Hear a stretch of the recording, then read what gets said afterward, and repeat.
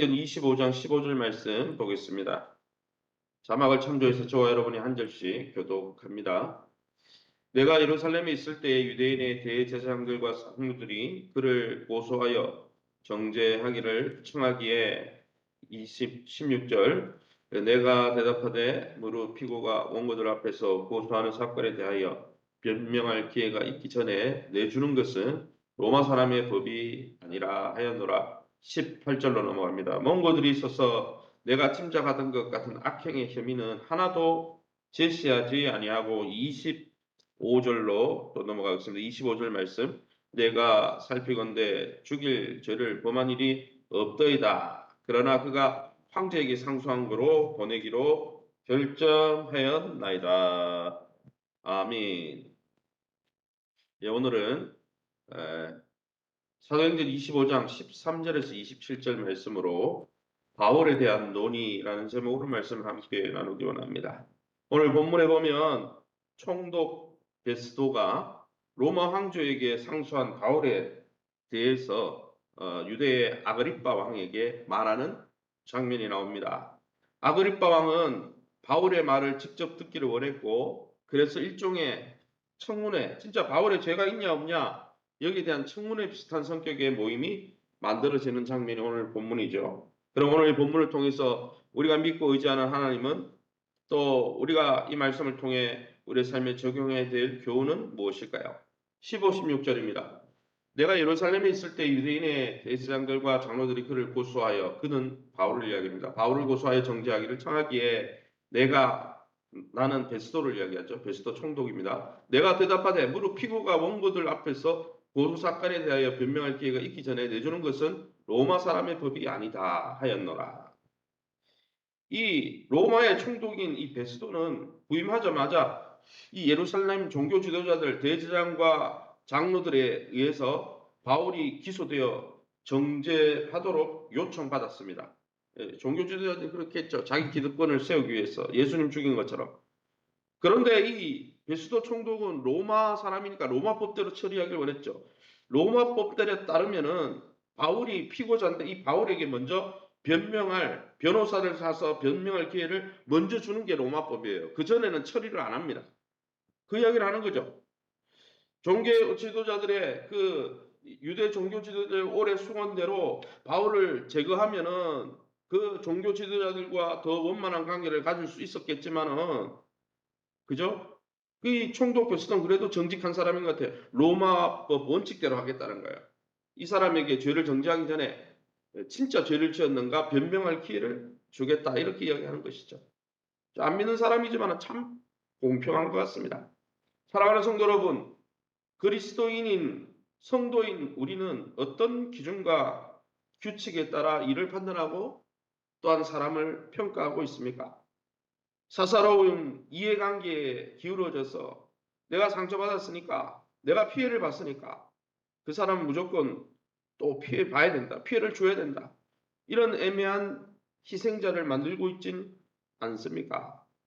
의로운 재판장 되신 하나님의 아버지로 모신 자로서 로마 총독인 이 베스도처럼 언제나 공평과 정의로 행할 수 있기를 예수님 이름으로 축원합니다. 18절입니다.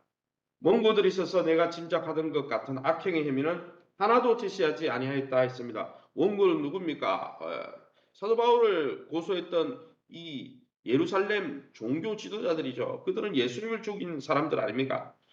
총독 베스도는 당연히 바울이 정치범이기에 2년 동안 수감되었을 거라고 생각했습니다. 정치범이란 말은 로마 정부의 쿠데타를 일으켜가지고 로마를 전복시키려고 했으니까, 그죠? 뭐 북한으로 치면은 북의 정권을 전복시키려고 하는 사람을 아우지 탄광에 보내듯이 바울이 그렇게 수감되었을 거라고 생각했습니다. 그런데 18절에 나오는 대로 진짜 악행의 혐의, 로마를 전복시킬 행위가 있나 살펴보니까 없다는 거예요. 오히려 뭡니까?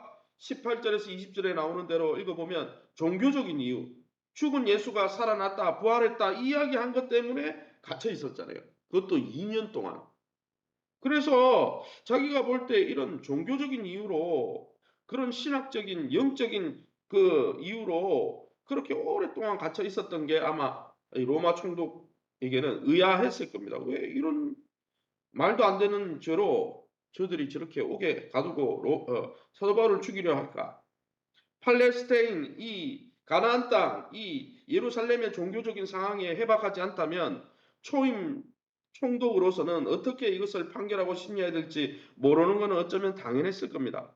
하지만은 베스도의 관심은 바울의 주장, 예수님이 부활했다는 주장이 사실인지 아닌지 거기는 관심이 없고 그냥 유대인들의 신기를 건드리지 않으면서 바울의 문제를 잘 처리해 주려고 하는데 그의 핵심이 있었다는 것을 우리는 9절 말씀 읽어보면 알 수 있습니다. 눈에 보이지 않는 영혼의 문제, 또 눈에 보이지 않는 하나님 믿고 하나님의 백성이 되는 문제에 대해 관심을 가지기보다 당장의 일처리에 더 시급했던 총독의 모습이 혹시 오늘 우리 안에는 없습니까?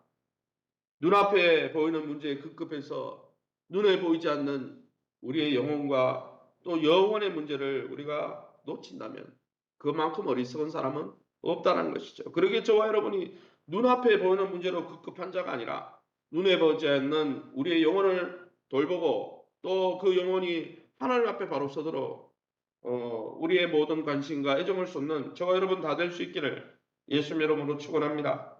마지막으로 25절입니다. 내가 살피건대 죽일 죄를 범한 일이 없더이다. 그러나 그가 황제에게 상소한 거로 보내기로 결정하였나이다.